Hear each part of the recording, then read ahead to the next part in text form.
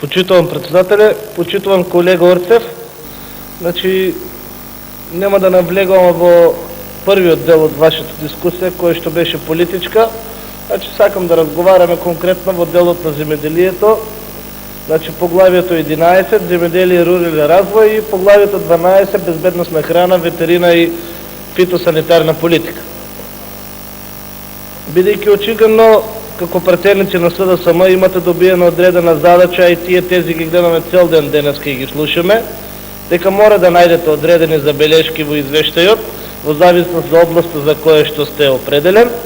Ако некаде имаме најчист извештај, тоа е можеби земеделието и руралниот развој. Не знам од кај ги извлековте бројката од 400 милиони евра кои што ни биле доделени според ИПАРД програмите, да не мислевте на субвенциите кои што во изминатиот период ги даде владата на Република Македонија.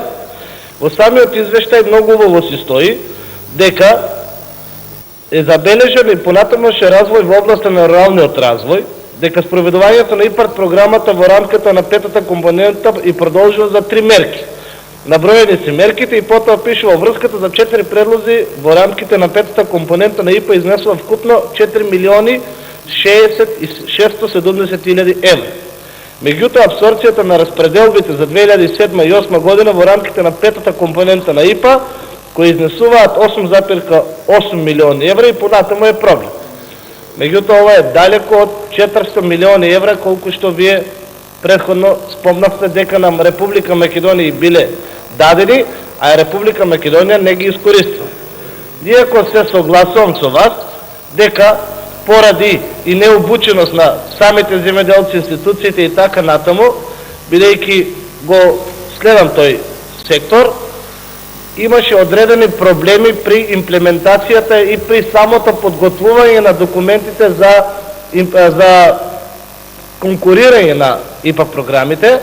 Меѓутоа, веќе со самиот тек на времето и самите консултантски куќи кои што се отворија специјално за таа проблематика и со зајакнување и социјално зајакнување на Министерството за земеделие, на платежната агенција и така натаму, ситуацијата е доста подобрена и јас веќе знам неколку фирми, например во Струмица, кои што имаат директно искористено средства од ИПАРД фондовите кои што се доделени на Република Македонија и постои огромен интерес, бидејќи тоа е навистина жално да остануваат искористени од ИПАРД програмата, затоа што 50% од целата инвестиција ви се враќа. Меѓутоа, потребна е педантна администрација, а исто така и луѓето кои што ги користат тие средства треба да бидат доста обучени, затоа што и при најмала грешка Европската комисија ги одзема средства. Благодарам, господине